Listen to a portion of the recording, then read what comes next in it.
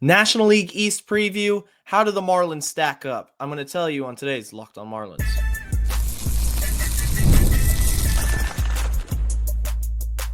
You are Locked on Marlins, your daily podcast on the Miami Marlins. Part of the Locked On Podcast Network, your team every day.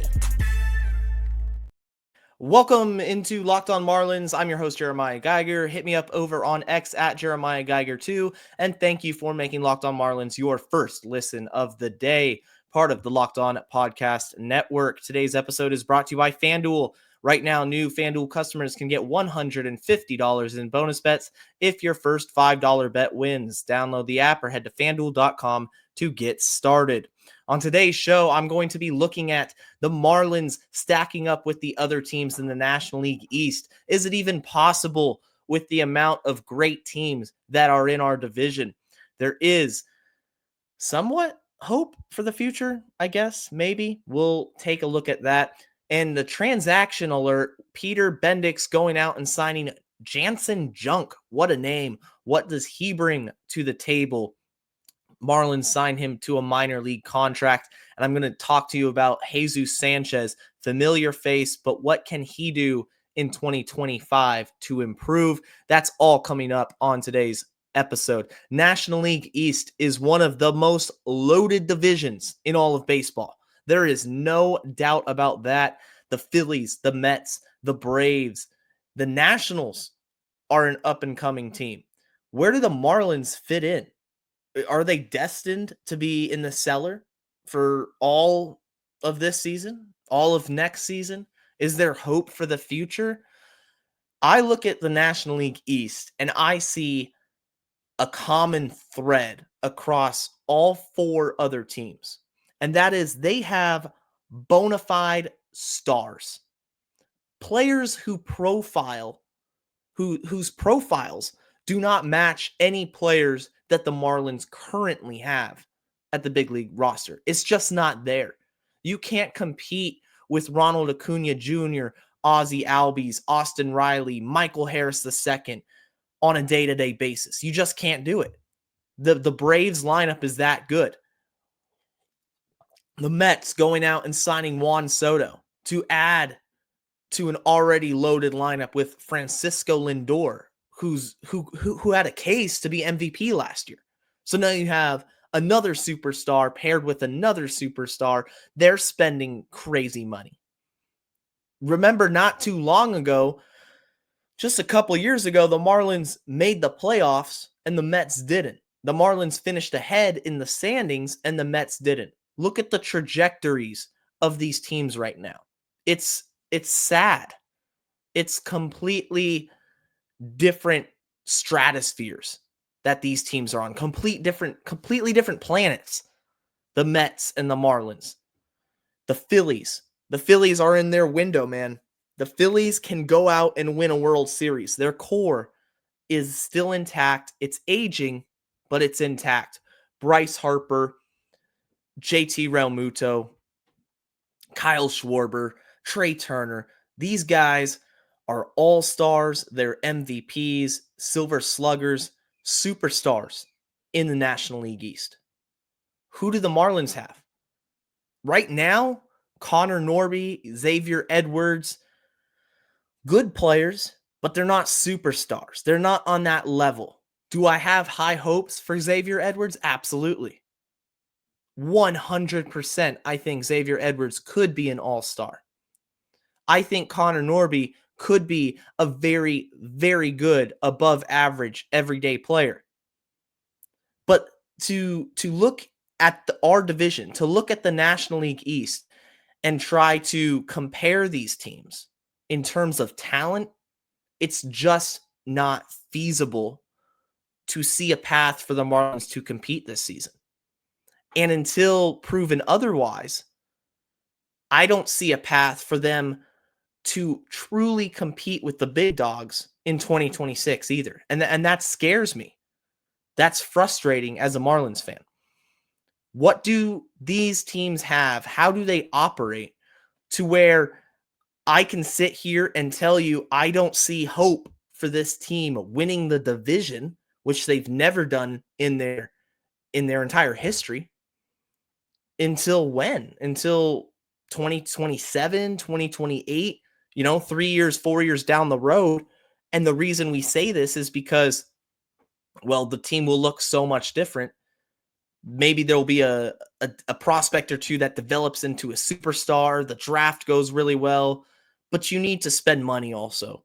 You're not going to be at these teams' levels unless you spend money. Look at the Phillies, their core. Not all of them are homegrown. Actually, all those players I listed are not homegrown. They go out and spend money.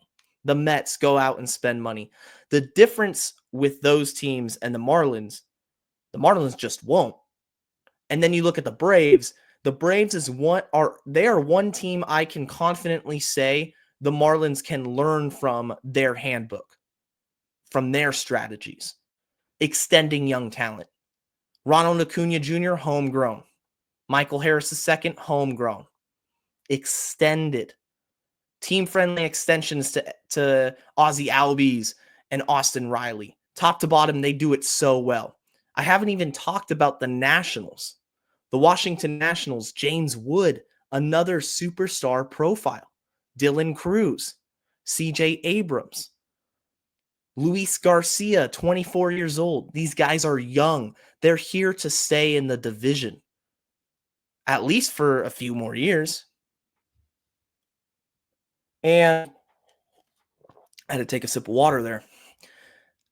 And if you're the Marlins, where do you even begin to try to compete? How do you compete?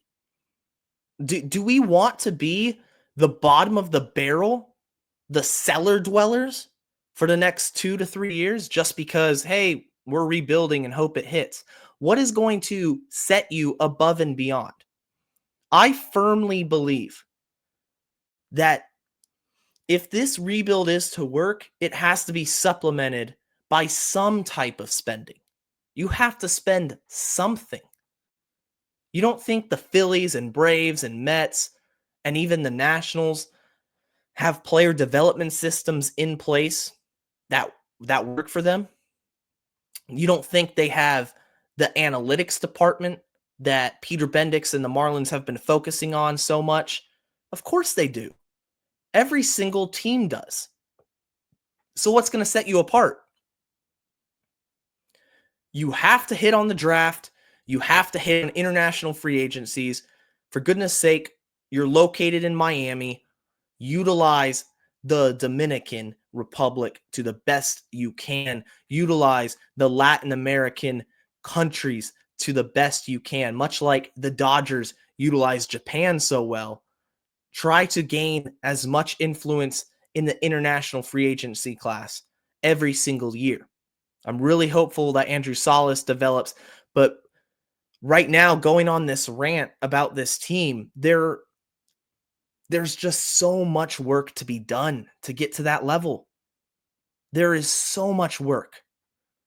I'm sorry, but I can't sit here and be excited for a division championship down the road when all these other teams spend money and do it so well. Not just the spending of the money. They develop people. They have cultures that players love buying in. Fan bases buy in. Owners that buy in. Is Bruce Sherman 100% bought in? The transaction alert has been updated. Peter Bendix and the Marlins going out and signing Janson Junk. What a name that is. What baseball name right there.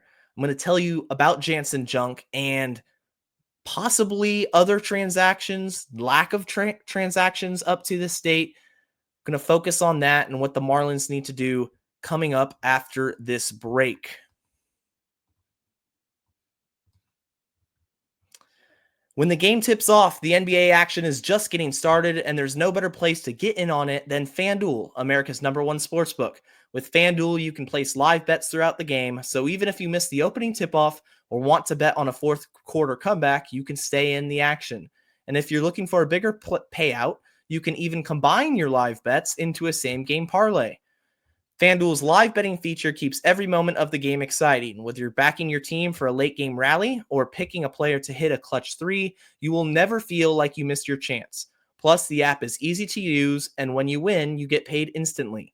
Right now, new FanDuel customers can get $150 in bonus bets if your first $5 bet wins. Just visit FanDuel.com to join today. That's FanDuel.com for your shot at $150 in bonus bets. Make every moment more with FanDuel, the official sports betting partner of the NBA. Reminder, I'll be right here every day on Locked On Marlins. Glad to be with you today for this show discussing the National League East, talking about the transactions Peter Bendix has made in the past and moving forward. What more can he do? Will he do? Janson Junk comes over as a minor league deal. There's no major league contract. It's not guaranteed he makes the roster, but it's the news of the day surrounding this team. I'm going to dive into it. Who is he? Where does he come from? So Janson Junk is kind of a journeyman at 29 years old. Last year, he comes over from the Oakland Athletics. He played a lot of minor league baseball, 9 starts, 24 games in the minors. But he, as a journeyman, 29 years old, it feels like a traditional Peter Bendix waiver wire type addition. Hey, we're going to sign you, see what you can do, let the pitching coaches work with you, and see if there's anything left in the tank. With Janson Junk, not Jackson Junk. Janson Junk comes over after playing in 2 organizations with the Brewers and the Athletics, pitched 8 innings in the major leagues. ERA is through the roof. Not going to focus on the stats. I took a look at the advanced metrics for you guys. The fastball, good induced vertical break. It's just the movement of the fastball. For those of you who don't know as much analytics, aren't tapped into that department as well, that is no worries. All that means is just the way a fastball travels up into the zone and it moves upward on an angle that it creates the bat. It makes it more difficult to create contact in the zone. So you're pitching the fastball and the ball is slightly moving up. Induced vertical break is good. It's not a really heavy fastball, sitting about 94 miles an hour. And the slider's really nice. He's got a good slider. But here's the thing.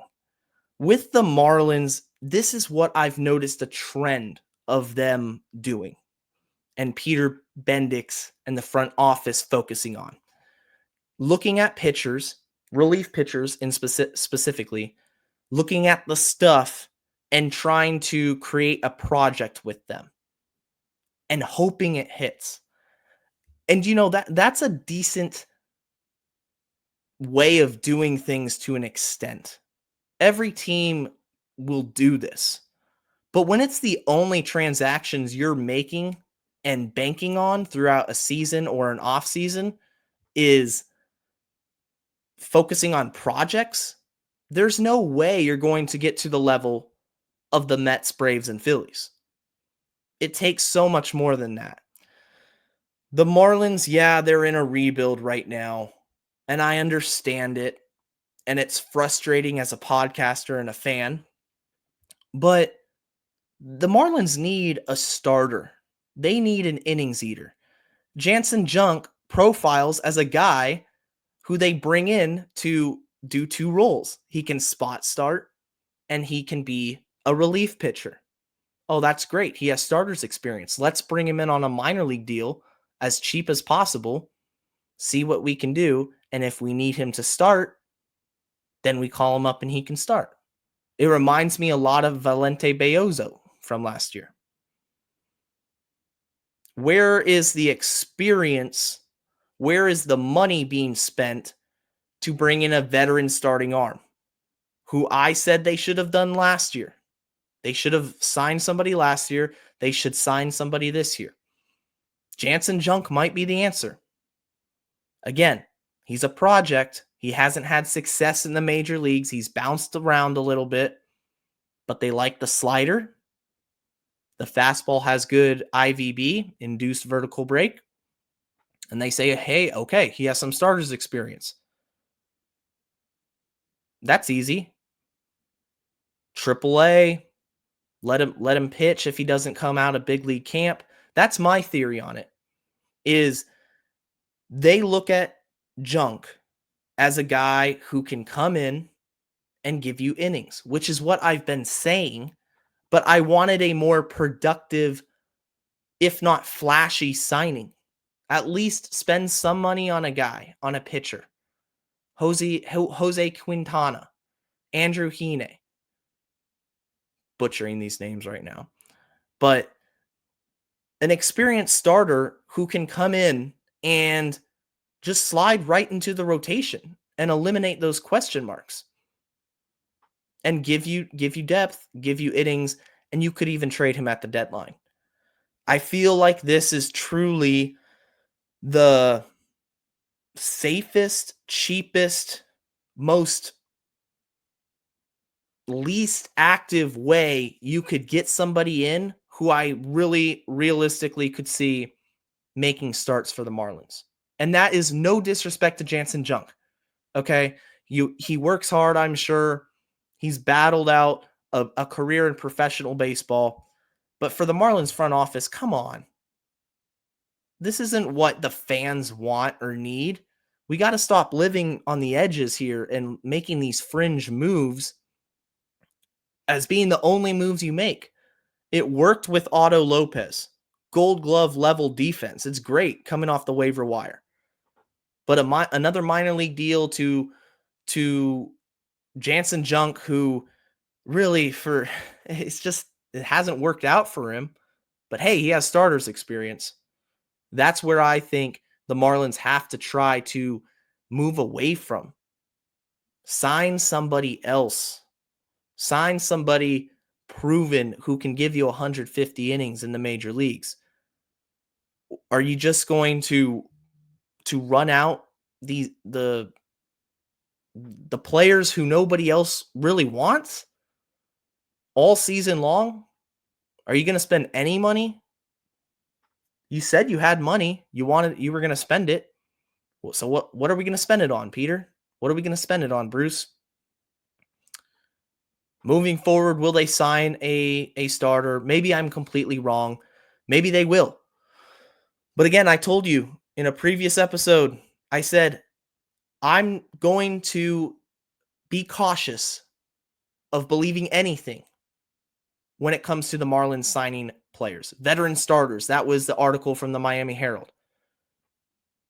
In the coming days, they did sign somebody to a minor league deal, though. Janson Junk. Coming up after this, I'm going to talk to you about a current Marlin who can look at a former Marlin and say, you know what? I could be like this guy. I could show some definite strides in 2025 and become a much more dangerous player. I'm going to tell you who they are coming up after this.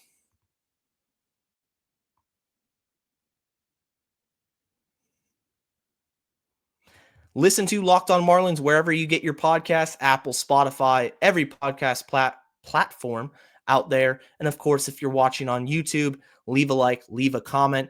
We'll be here every single weekday talking Marlins baseball. And these players that I hinted at before the break, Jesus Sanchez and Jazz Chisholm Jr. What can Jesus Sanchez learn from Jazz? Well, I got to start by explaining the similarities. Most obvious one is they played for the Marlins. One currently does, one did. The other one is they're left-handed hitters. Jesus Sanchez, left-handed hitter, struggles with lefties. He cannot touch lefty pitchers at all. In fact, I have his splits right here. Last year, 105 at-bats. He hit 162, 3 home runs, 1 double. So 4 extra base hits through over 100 at-bats and hit well below the Mendoza line. You know, Jazz Chisholm Jr. also had a problem hitting left-handed pitchers. during his time in Miami. In fact, in 2023, his average was also below 200. But what changed last season, and what I think is the biggest development we saw out of Jazz Chisholm Jr., and what I think Jesus Sanchez can learn from, is the adjustments he made as a hitter, focused on hitting lefties more. There wasn't one big facet of his game that jumped out necessarily in terms of stats like average or power. 24 home runs last year.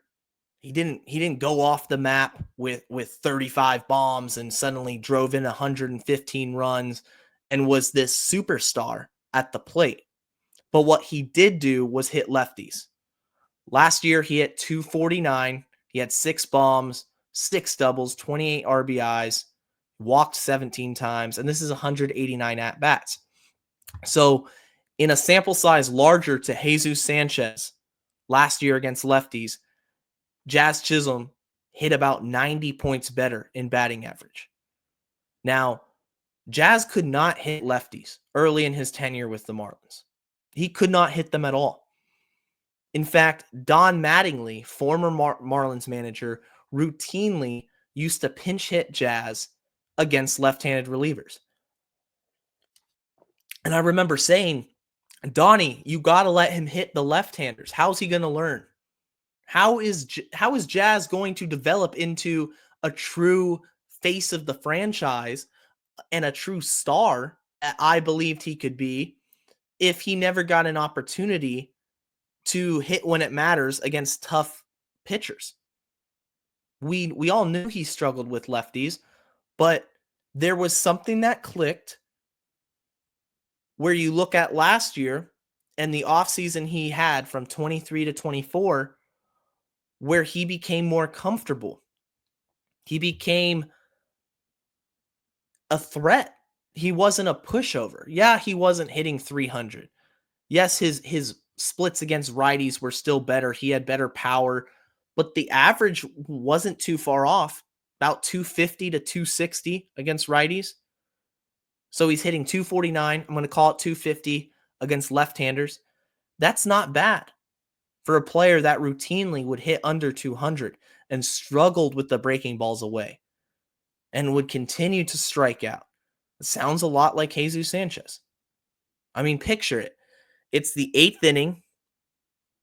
The Marlins opponent has a left-handed flamethrower reliever out there with a wicked breaking ball. Jesus Sanchez is up. He chases, he strikes out. Or they pinch hit for him. That's another thing that the Marlins routinely do. They will pinch hit for Jesus Sanchez. They will platoon Jesus Sanchez. And I don't think Sanchez should be given up on. The Marlins, he has such good power. It's the best in the organization. He had the longest home run by any player in Major League Baseball last year. So the Marlins shouldn't just give up on Jesus Sanchez because of the lefty problem. I don't think they need to platoon him every single day. I really believe, and I want them to give him everyday opportunities against lefties until he can't. Work with the hitting coaches, find your adjustments in the box, the way you hold your hands, whatever it is. Talk to Jazz if you're Jesus Sanchez. Because if you can figure out a way to be adequate, even average against left-handed pitchers, then Jesus Sanchez is going to have a much better season and suddenly prove to be infinitely more valuable to the Marlins and infinitely more valuable to other teams. We all see the home runs he hits, hitting 500-foot bombs at Coors Field. Dude has amazing power. But the thing is, he can't hit the lefties. He chases. It's the same old story. So one of the biggest storylines in spring training and the early part of the year will be Jesus Sanchez. Does he A, get the opportunities to hit left-handed pitching? And B, how does he adjust? Is there any adjustment whatsoever? Does he start laying off the breaking balls down and away? He's a power hitter. I get it. The strikeouts happen. That is his profile. It's not always going to completely change. But in order to be a more complete player, you have to be average against left-handers. Because if he does, I think the Marlins have a clear everyday outfield. There's no question about that. And a possible trade deadline chip. Yeah, I love Jeezy. I think Jesus Sanchez is funny. I think he's a great player to watch. He brings charisma and energy to the clubhouse. But it's rebuilding. This team is not anywhere close to competing in 25. It's about the development of these players. Remember, it's not just Connor Norby, it's not just De Los Santos and Agustin Ramirez. I get it. Sanchez has been here for a while, but it took Jazz a few years to figure out.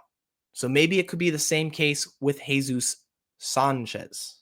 Maybe he has a true breakout season, and now he's hitting bombs off lefties, righties, and you're like, whoa, okay. And teams start going, okay, let's pick up the phone. Let's go call Peter Bendix and see if we can work out for something. If we can work out a deal here. Regardless of what the Marlins record is, there are so many storylines to look at with this team. That's just one of them. Sanchez and lefties. Can he hit them? Maybe Janson Junk shows up in a big way and becomes the Marlins' fifth starter.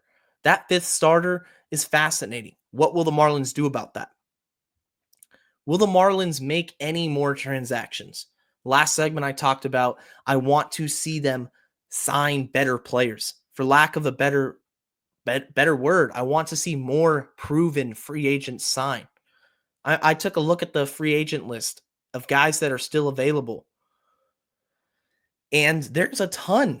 There is a ton of guys just waiting to be picked up, still negotiating with their agents.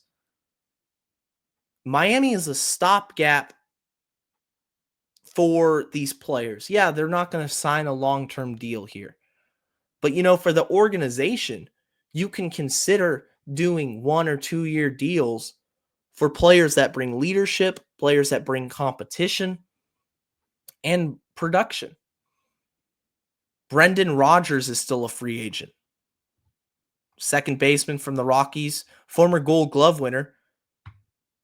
He had a OPS plus 94. It's not terrible. 267 batting average, 13 home runs, 1.1 WAR. He's still available. I bet you he'd come over for cheap. That's what I'm saying. Where would he fit in? Well, he could possibly provide competition for Otto Lopez. He could provide competition for Xavier Edwards at shortstop because he did play shortstop before. And he's somebody that would be acquired fairly cheap. He's somebody that if he produces, you can flip him at the deadline. Right now, I'm talking a lot about trades. Jesus Sanchez could be traded. I mentioned Sandy Alcantara. He could be traded. Calvin Fauché could pitch his way into possibly being traded. Because that's right now where the Marlins are. It all goes back to competing. In order to compete with the National League East, camera move right there. In order to compete with the National League East moving forward, not just the Mets, Braves, Phillies, I'm talking the Nationals too. You need to be aggressive. And you need to start adding talent and major impact talent. Brendan Rodgers is not that guy. Yeah, I get that. But Sandy Alcantara will be traded. You got to start taking flyers. Sandy Alcantara will be traded. You get prospects back. Davison De Los Santos, Agustin Ramirez. If Jesus Sanchez pans out, trade him. Get somebody who you can take a flyer on and and implement into your system. And maybe the player development system comes together and you accelerate the rebuild. Because right now I'm looking at this and I'm saying you're inactive on the transactions. You're just inactive. You're just not making the moves necessary to even come close to competing or impact moves that could buy you a free deadline pass, get you a trade, because teams you'll be out of the running for a postseason berth, and teams will come calling. That's what the Tigers did last season. Jack Flaherty. Tigers didn't think they were competing. I guarantee you that. They signed Jack Flaherty. They flip him at the deadline. He's a rental. He's a true rental. They flip him at the deadline, get a couple prospects they can get in their system, and then they end up making the playoffs. It's something to think about for the Marlins. Going out, being more active in free agency, spending a little more money. What's it going to hurt? Worst case, you flip him at the deadline. Worst case, you provide competition for the rest of the guys behind you. That's going to do it for today's episode of Locked on Marlins. I want to thank you guys all for listening. Let's go fish. Stay safe. Go Marlins.